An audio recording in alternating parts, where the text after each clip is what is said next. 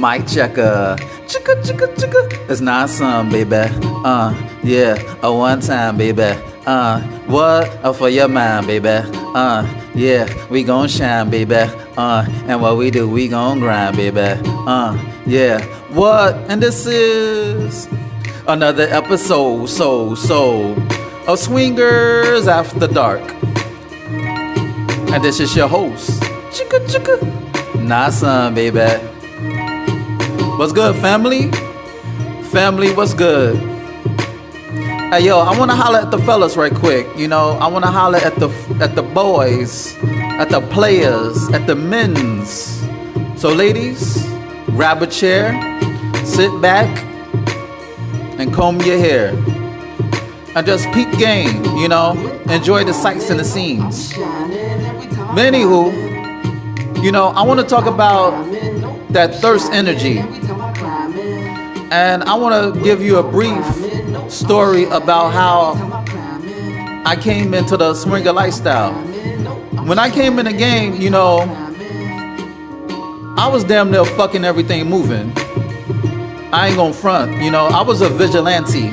I was a mercenary in the lifestyle.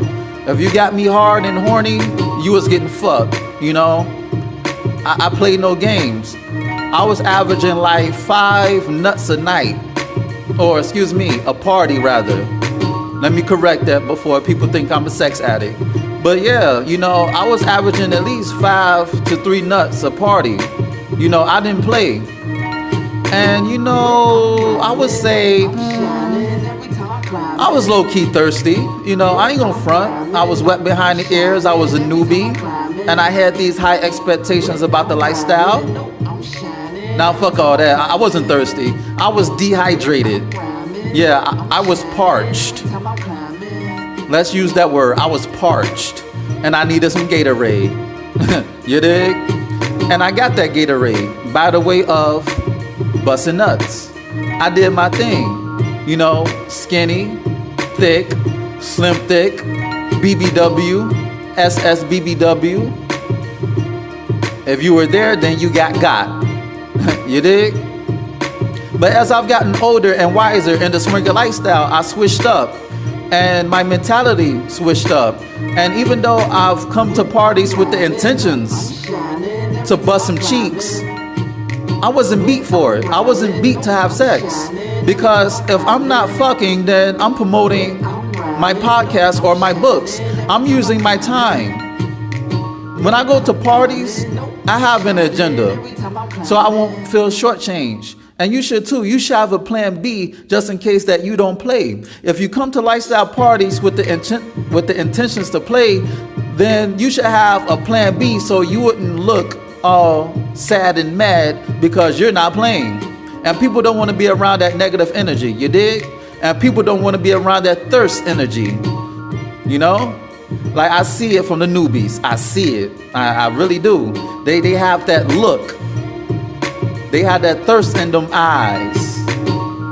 You know? You got them eyes, boy. You got that thirst look. You got that energy of thirst that radiates. You're like a stray cat looking for something. You know, you're going from trash to trash and house to house and street to street. You're looking for something. You should never look like you're looking for something because women could pick up on that.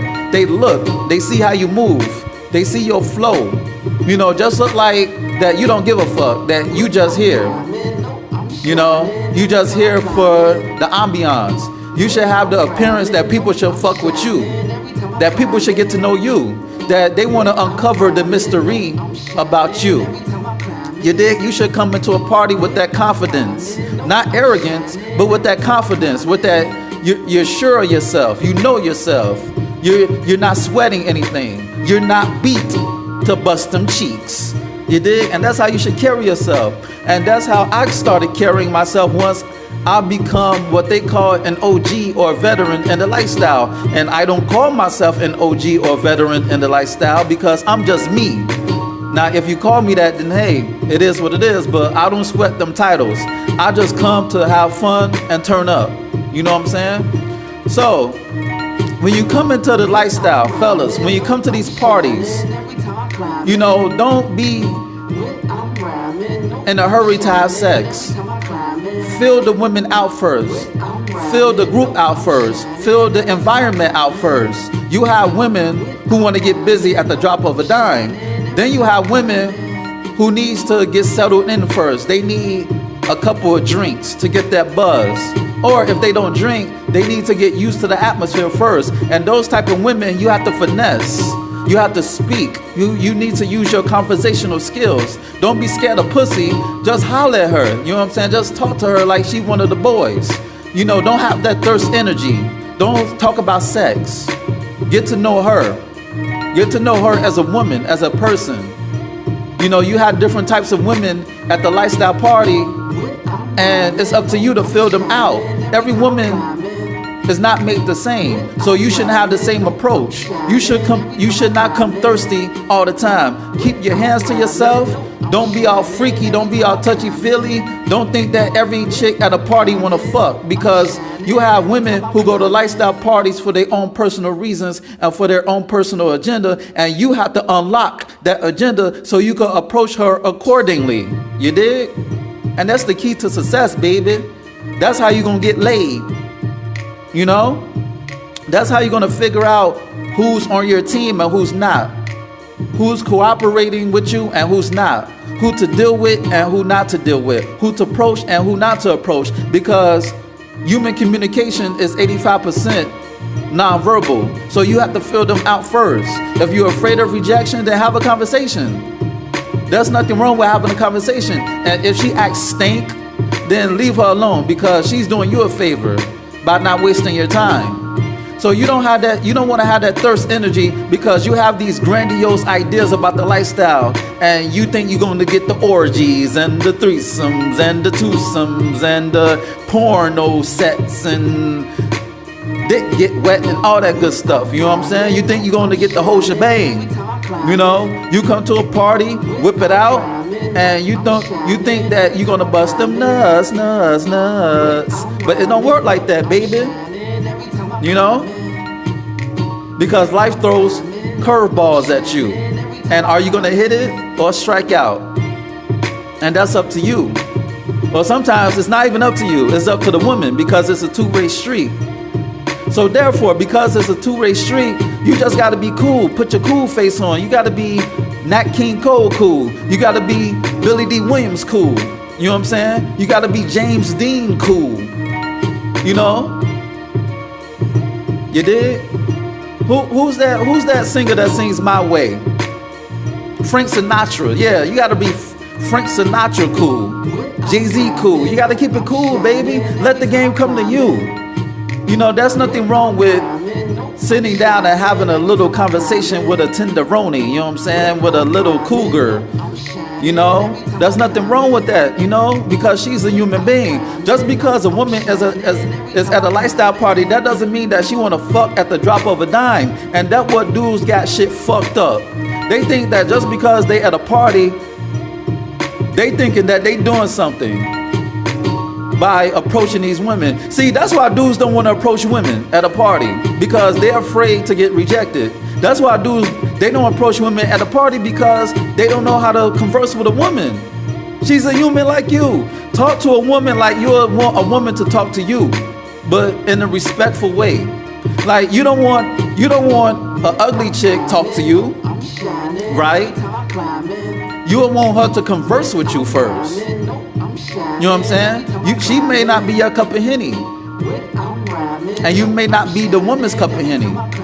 So therefore, you have to fill her out first, because the same way that you don't want to play with that ugly chick, that chick may not want to play with you. So what's the point of having that thirst energy and embarrassing yourself and have this reputation because you're approaching chicks that don't want to fuck with you, because you're not reading their body language? If you read that body language, you didn't have to be thirsty, because you already know she don't have to fuck with you.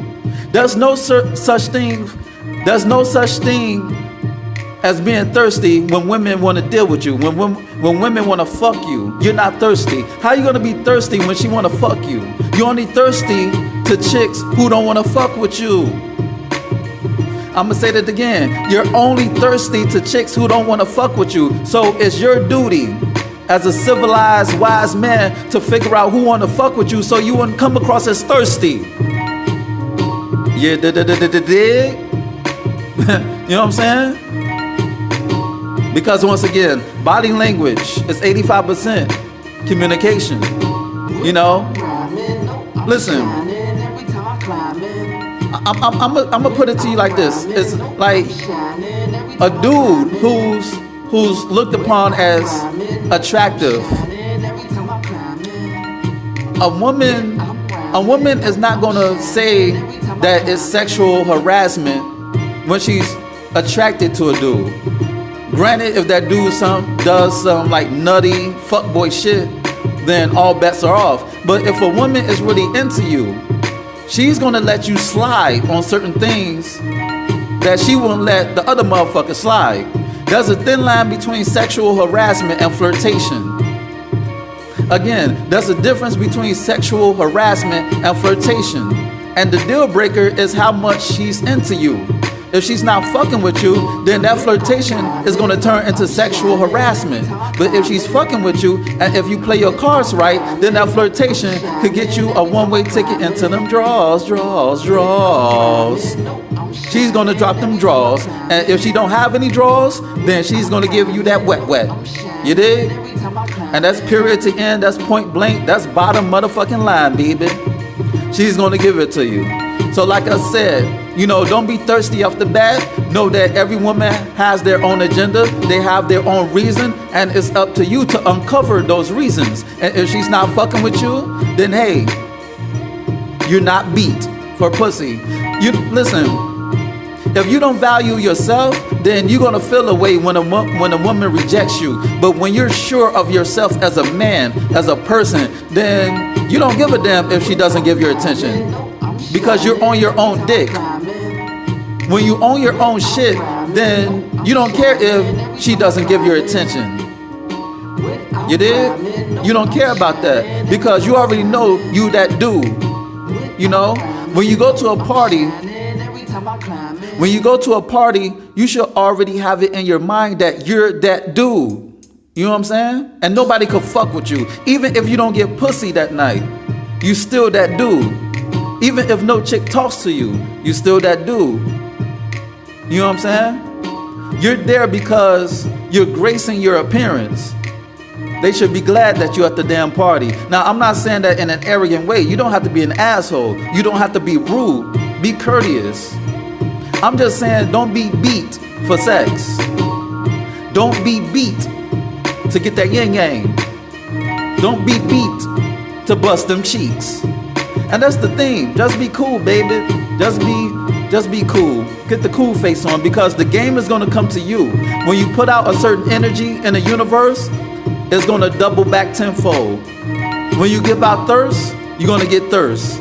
When you give out cool, then people going to be cool to you because you're not thirsty and you're not looking for anything.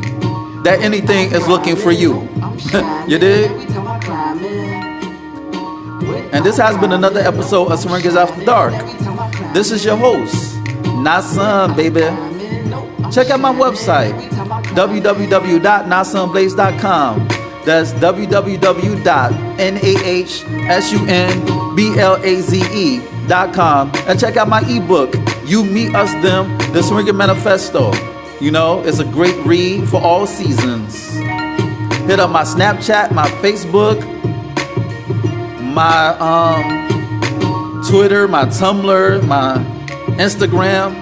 Hit me up on Instagram at Nasan the Great. Alright? And we gonna leave off like this. This has been another episode of Swingers After Dark.